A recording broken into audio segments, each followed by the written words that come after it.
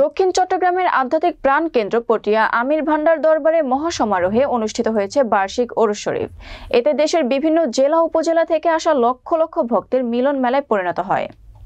চট্টগ্রাম থেকে রুবেন চৌধুরীর পাঠানো তথ্যচিত্রে দেখুন বিস্তারিত।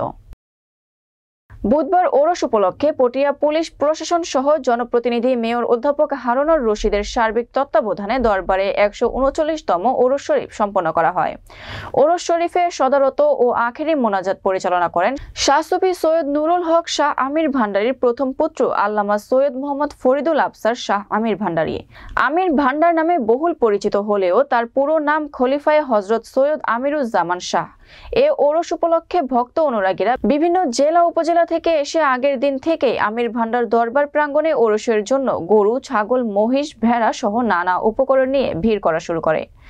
এবার দরবারের ওরসের কর্মসূচির মধ্যে ছিল সম্মিলিত আওলাদগণের পক্ষে ওরসের দিন ভোর থেকে আমির ভান্ডার বড় রওজায় খতমে বুখারী শরীফ, খতমে কোরআন, মিলাদ মাহফিল এবং রাতে এশারের পর সাপ্তাহিক তাওয়াফ।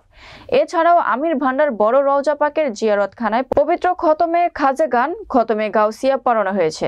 এ ওরসকে ঘিরে সেখানে প্রতি বছর 2 কিলোমিটার এলাকা জুড়ে গড়ে ওঠে 2000-এরও বেশি দোকান। জেলার বিভিন্ন উপজেলা থেকে যাবতীয় সামগ্রী নিয়ে ভাষ্যমান ব্যবসায়ীরা এই ওরসে ছুটে আসছে ব্যবসার উদ্দেশ্যে। মেলার আদলে সব ধরনের জিনিস, পোশাক ও অলংকার বিক্রি করা হয় সেখানে।